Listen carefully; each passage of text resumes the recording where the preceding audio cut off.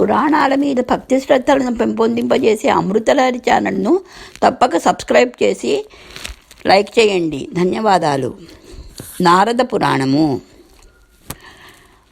కళ్యాణపురాధీశుడు సుబాహువు కుమార్తె రమామణి పట్ల మోహవివశుడైన నారదుడు వైకుంఠాన్ని చేరి శ్రీ మహావిష్ణువును దర్శించాడు. స్వామి, ఇంతవరకు ఎప్పుడూ ఏదీ కోరుకునే అవకాశం రాలేదు నాకు, కానీ ఈరోజు అడుగుతున్నాను. నాకు మీ రూపాన్ని ప్రసాదించండి శ్రీహరి అన్నాడు నారదుడు వినయంగా చేతులు జోడించి. ఇదేం కోరిక నారదా? అందువల్ల నీకు కలిగే ప్రయోజనం ఏమైనా ఉందా? చిరునవ్వుతో ప్రశ్నించాడు శ్రీ మహావిష్ణువు. ఉంది స్వామి. భూలోకంలో కళ్యాణపురాధీశుని కుమార్తె రమామణికి రేపు స్వయంవరం జరుగుతున్నది. భక్తపరాధీనులు మీరు. మీ దగ్గర దాపరికం ఎందుకు? మొదటి చూపులోనే నా మనస్సు ఆమెపై లగ్నమైంది. ఆమెను వివాహం చేసుకోవాలని ఆతృత పడుతున్నది నా హృదయం. ఇంతకాలం బ్రహ్మచారిగా గడిపిన నాలో ఇప్పుడు వివాహేచ్ఛ జనించింది. అందుకే ఆ రాకుమారి నన్ను వరించే అవకాశం కలిగించమని ప్రార్థిస్తున్నాను.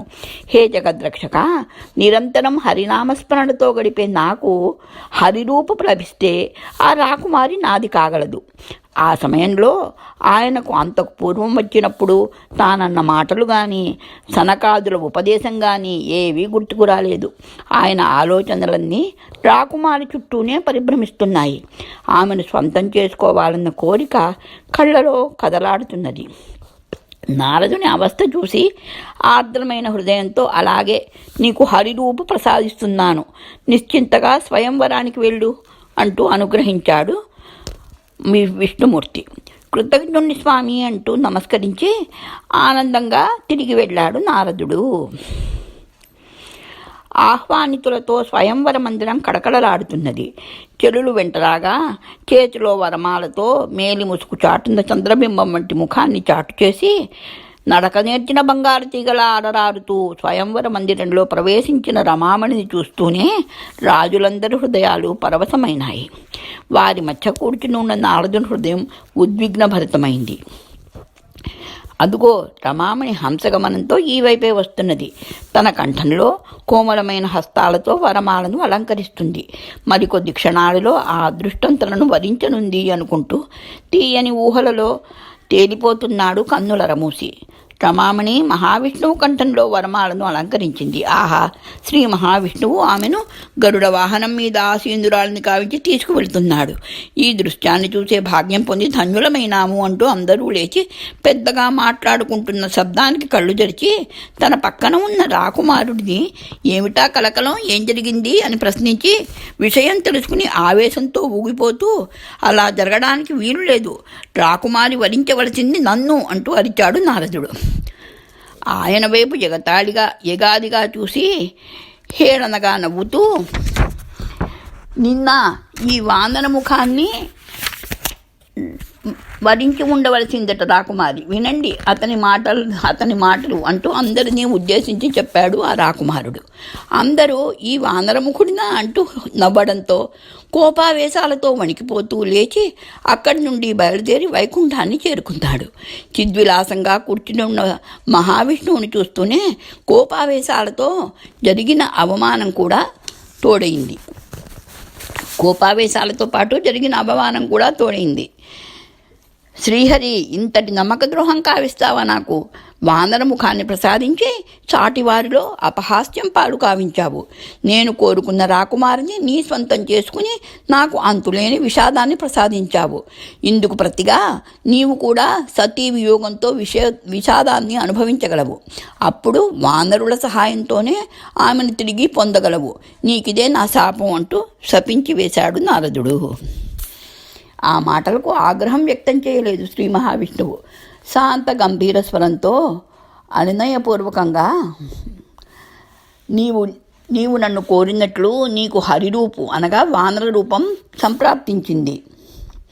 శాంతించు నారద, కాస్త వివేకంతో మేల్కొని జరిగిందేమిటో గ్రహించు. మాయను జయించినట్లు అపోహ చెంది అహంభావం మనసులో చోటు చేసుకోవడంతో ఆ మాయాశక్తి నిన్ను తన వశం కావించుకుని ఈ విధంగా ప్రవర్తించేటట్లు చేసింది. త్రిలోక సంచారివి దేవర్షివైన నీవు మదోన్మత్తునిలా ప్రవర్తించడానికి కారణం మాయ నిన్ను లోబరుచుకోవడమే అని అన్నాడు విష్ణుమూర్తి. ఆ మాటతో ఉలికిపాటు చెందాడు నారదుడు. ఆయనను అంతవరకు ఆవరించి ఉండిన మాయ వదిలివేయడంతో తేరుకుని పశ్చాత్తాపంతో దహించుకుపోయాడు. ఎంత వినయంగా మూర్ఖునిలా ప్రవర్తించాను, పైగా మీకే శాపం ఇచ్చి పాపాత్ముడిదైనాను, నన్ను క్షమించండి స్వామి అన్నాడు ప్రార్థనాపూర్వకంగా నమస్కరిస్తూ. విచారించకు నారదా, కోపావేశాలతో నీవిచ్చిన శాపాన్ని నేను త్రేతాయుగంలో శ్రీరామావతారంలో రాక్షస సంహారం కోసం మానవునిగా జన్మించినప్పుడు తప్పక అనుభవిస్తాను. అందువల్ల లోక కళ్యాణమే జరుగుతుంది. ఇక మలినమైన నీ మనసు పరిశుద్ధం కావడానికి తిరిగి తపస్సు ప్రారంభించు అంటూ ఆదేశించాడు మహావిష్ణువు. మీ ఆజ్ఞను శిరసావహిస్తాను అంటూ భూలోకాన్ని చేరి ఒక నిర్జన ప్రదేశంలో కూర్చుని పరమశివుని గురించి తపం కావించసాగాడు నారదుడు. సౌనకాది మునులారా, మాయ ఎంతటి శక్తివంతమైనదో గ్రహించారా? ఈ సృష్టి సర్వం మాయకథీనమయ్యే ఉన్నది. దాని ప్రభావం వల్లనే మానవులు పాపపుణ్య కార్యాలను నిర్వహించగలుగుతున్నారు. మాయను జయించాలన్న భావం మనస్సులోకి వస్తే అహంభావం మొలకెత్తి క్రమంగా పెరిగి ఆ జీవి నాశనానికి కారణమవుతుంది. కనుక ఆ మాయ ప్రభావానికి లోను కాకుండా మోక్షప్రాప్తి కోసం కృషి చేయడానికి భక్తి మార్గంలో పయనిస్తుండాలి అందరూ. ఆ గుర్తింపు కలగడానికి భగవదారాధన కావిస్తూ ఉండాలి. ఈ విషయాలను మాయకథీనుడైన నారదుని వృత్తాంతం ద్వారా తెలియపరిచారు వ్యాసమునీంద్రులు. బ్రహ్మవర ప్రభావం వల్ల నారదుడిచ్చిన శాపం లోక కళ్యాణకారకమైంది. మహావిష్ణువు శ్రీరామునిగా మానవునిగా అవతరించినప్పుడు సీతాదేవి వియోగంతో అలమటించటం, ఆంజనేయాది వానర ప్రముఖుల సహాయంతో తిరిగి ఆమెను పొందటం, రాక్షస సంహారం కావించటం జరిగాయి కదా. ముఖ్యంగా ఆంజనేయుని అవతరణకు నారదుడే కారణమైనాడు. పరమశివుని తన తపస్సుతో మెప్పించి ఆ స్వామి సాక్షాత్కార భాగ్యాన్ని పొందినప్పుడు మహావిష్ణువుకు తాను ఇచ్చిన శాపం గూర్చి చెప్పి ఎంతగానో ఆవేదన చెందుతాడు నారదుడు. వానరుల వంటి అల్పప్రాణులు ఏ విధంగా సహాయపడగలరని సందేహం వ్యక్తం చేస్తాడు. పరమదయాళువైన పరమశివుడు ఆ సందేహాన్ని దూరం చేయడానికి, నారదుని ఆవేదన తొలగించడానికి తానే స్వయంగా వానర రూపంతో అవతరించి మహావిష్ణువుకు సహాయపడగలదని చెప్పి ఆనందపరుస్తాడు. ఆ విధంగా నారదుని కారణంగా పరమేశ్వరుని అంశతో ఆంజనేయ స్వామి అవతరించి భక్తి యొక్క మహిమను లోకాలకు విశదం కావించడం జరిగింది. అందుకే నారద పురాణంలో శ్రీరాముని ఆంజనేయుని చరితాలు వివరంగా తెలియజెప్పారు గురుదేవులు అంటూ ముని బృందాలు కూడడంతో ఆ విషయాలు తెలిపి ఆనందపరిచాడు సూత మహర్షి. ఆంజనేయమతి పాటలాననం కాంచనాద్రికమనీయ విగ్రహం పారిజాత తరుమూలవాసినం భావయామి పవమాననందనం. చెప్పటం ఆపి రవళి వైపు చూశారు రంగాచారి గారు. నారద మహర్షి గురించి ఎన్నో విషయాలు తెలిసాయి తాతయ్య.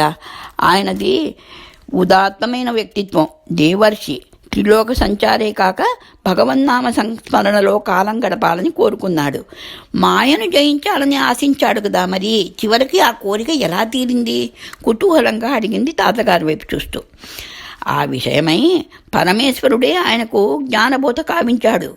మాయ జగన్మాత అనగా పరబ్రహ్మ యొక్క అంశ, వాళ్లలో భాగమే. కనుక మాయను జయించడం ఎవరికీ సాధ్యం కాదు. జితేంద్రుడు ఇంద్రియాలపై జయం సాధించటం వల్ల మాయను జయించినట్లు భావించకూడదు. ఈ విషయాన్ని నారదునికి తెలిపి మాయతో కూడిన పరబ్రహ్మతత్వాన్ని తెలుసుకోవడానికి ఆ పరబ్రహ్మను సదా ధ్యానిస్తుండటం వల్ల మాయ తానుగా తొలగిపోయి నిర్గుణ పరబ్రహ్మ సాక్షాత్కార భాగ్యాన్ని అనుగ్రహించిందని బోధించడంతో నారదునిలో జ్ఞానోదయమైంది. పరమేశ్వరునికి కృతజ్ఞతలు తెలుపుకుని ఎప్పుడూ భగవన్నామస్మరణ కావిస్తూ అహంకారానికి లోను కాకుండా మాయను జయించాలన్న తలపు విడిచి భక్తి మార్గంలో భగవంతుడికి చేరువైనాడు. తనకు లభించిన జ్ఞానామృతాన్ని అందరికీ పంచిపెట్టేవాడు. నారదుడు అంటే జ్ఞానాన్ని పంచేవాడు అని అర్థం. నారం దదాతి ఇది నారదః అని అర్థం. ఆ విధంగా తన పేరును సార్థకం చేసుకున్నాడు. పురాణాలన్నిటిలో నారదుని ప్రసక్తి ఉంటుందని గమనించే ఉంటావు. భగవంతుడు కావించే లీలలలో దేవతలకు సహాయపడుతూ దేవ దానవ మర్త్యలోక వాసులందరికీ సన్నిహితుడుగా మసలుతూ సంచరిస్తూ లోక కళ్యాణికై పాటుపడుతుంటాడు. భగవంతుని అవతారాలన్నిటిలో ప్రధాన పాత్ర నారదునిదే కదా. నారద మహర్షి గురువుగా కూడా తన బాధ్యత సమర్థవంతంగా నిర్వహించారు. ప్రహ్లాదునికి గర్భస్థ శిశువుగా ఉన్నప్పుడే ఓం నమో నారాయణాయ అనే నారాయణ అష్టాక్షరి మంత్రాన్ని బోధించి పరమభాగవతోత్తమునిని కావించాడు. వాల్మీకిని రామాయణాన్ని రచించమని ప్రబోధించాడు. శ్రీమద్ భాగవత పురాణాన్ని రచించమని వ్యాసుని ప్రబోధించాడు. వ్యాస మహర్షికి మనసు కడత చెందినప్పుడల్లా ఆత్మీయంగా అనునయించి ముందుగా తన స్వీయ అనుభవాలను తెలియజెప్పి ఆయనలో తిరిగి మానసికంగా ప్రశాంతత చేకూరేటట్లు చేసేవాడు. అటువంటి కొన్ని సందర్భాలు సూత మహర్షి నైమిసారణ్యవాసులకు తెలియజెప్పారు అంటూ చెప్పసాగారు రంగాచారి గారు. సూత మహర్షి నారదుని గత జన్మ వృత్తాంతాలు ఎంతో విలక్షణంగానూ నీతిదాయకంగానూ ఉన్నాయి. అటువంటి వృత్తాంతాలు ఇంకా ఏమైనా తెలిసి ఉంటే వినాలన్న ఆతృత అధికమవుతున్నది మా హృదయాలలో. వివరించవలసిందిగా ప్రార్థిస్తున్నాము అని అడిగిన మునిగణాల వైపు చిరునవ్వుతో చూశాడు సూత మహర్షి. ఉన్నాయి. గురు వ్యాసమునీంద్రుడు పాండవులు మాయాజూదంలో ఓడి అరణ్యవాసం చేస్తున్న విషయం తెలిసి ఉదాసీనంగా ఏదో ఆలోచనలో మునిగి ఉన్న తరుణంలో ఒకనాడు నారద మహర్షి రావడం జరిగింది అంటూ చెప్పసాగాడు సూత మహర్షి. మాయా ప్రభావం, నారద సంసారం. నారాయణ నారాయణ, కృష్ణద్వైపాయన ఏమిటి ఏదో దీర్ఘాలోచనలో మునిగి ఉన్నావు అంటూ నారద మహర్షి పలకరించడంతో ఆలోచనల నుండి తేరుకుని సాదరంగా ఆహ్వానించాడు వ్యాసుడు. ఆసీనులు కండి మహర్షి, మీరిలా రావడం నాకెంతో ఆనందం కలిగిస్తున్నది. కడత చెందిన నా మనసుకు మీరే శాంతిని ప్రసాదించగలరు అన్నాడు వినమ్రంగా నమస్కరించి. ప్రసన్నంగా చూశాడు నారదుడు. కౌరవ పాండవుల గురించే కదూ ఆలోచిస్తున్నావు? ముఖంలోకి పరిశీలనగా చూస్తూ ప్రశ్నించేసరికి అవునన్నట్లు తల ఊపాడు వ్యాసుడు. అవును, వాళ్ల గురించే ఆవేదన కలుగుతుంటుంది అప్పుడప్పుడు. నా తల్లి సత్యవతి మాటను కాదనలేక మాయామోహితుడినై కురువంశం అంతరించిపోకుండా చేయడం వల్ల ఈనాడు ఇటువంటి అధర్మ పరిణామాలు చూడవలసి వచ్చింది కదా. ఇప్పుడు తలుచుకుంటే ఆవేదన కలుగుతున్నది. ఎంతగా తపస్సు కావించినా అప్పుడప్పుడు సంసారబంధంలో తగులుకుంటూనే ఉన్నాను. పుత్రుని కోసం పరితపించాను. మాయా ప్రభావం నుండి తప్పించుకోలేకపోతున్నాను పూర్తిగా. మీరు మాయా ప్రభావానికి అతీతులైన మహనీయుడు. మీరే నా అశాంతిని పోగొట్టి మాయను దాటే మార్గం సెలవీయగల సమర్థులు అన్నాడు వ్యాసుడు. నీవు పొరబడుతున్నావు ద్వైపాయన. మాయా ప్రభావానికి లోను కానివారు ఈ సృష్టిలో లేనేలేరు. చివరకు త్రిమూర్తులు కూడా మాయకథీనులయ్యే చరిస్తున్నారు. ఇంద్రియ నిగ్రహం సాధించి జితేంద్రియుడినైన నేను మాయను జయించానని పొరబడ్డాను మొగదట్లో. ఆ మాటే వైకుంఠానికి వెళ్ళినప్పుడు అన్నాను. నా మాటకు స్వామి చిరునవ్వు నవ్వారు. అంతలో ఏదో గుర్తు వచ్చినట్లు గరుత్మంతుని స్మరించారు. రెక్కలల్లారుచుటూ వచ్చి నిలిచాడు గరుత్మంతుడు. ఎక్కడికి స్వామి ప్రయాణం? ఏ భక్తుని పిలిపైనా వినవచ్చిందా? ఆశ్చర్యంగా అడుగుతున్న నా వైపు ప్రసన్నంగా చూస్తూ భూలోక విహారానికి వెళుతున్నాను, నీవు కూడా రానాడదా అంటూ స్వామి చెప్పడంతో వారి వెంట ఆనందంగా బయలుదేరాను. క్షణంలో భూలోకంలోని ఒక తీర్థ ప్రాంతానికి చేరుకున్నాము.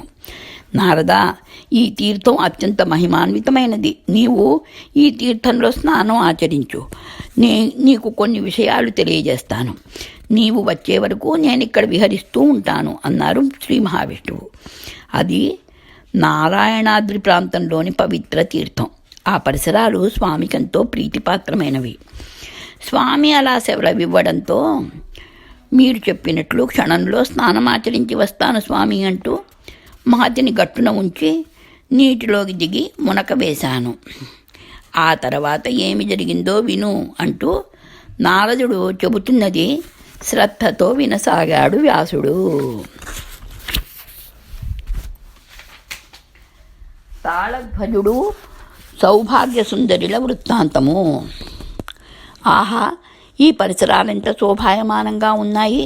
వేటలో వలసిన శరీరానికి చల్లని గాలులు హాయిని కలిగిస్తున్నాయి. ఎటు చూసినా విరబూసిన పుష్పాలతో తలరూపుతూ పచ్చని చెట్లు నాకు స్వాగతం పలుకుతున్నట్లున్నాయి. అదుగో అల్లంత దూరంలో పద్మాలతో అలరాడుతున్న సరోవరం కూడా కనిపిస్తున్నది అనుకుంటూ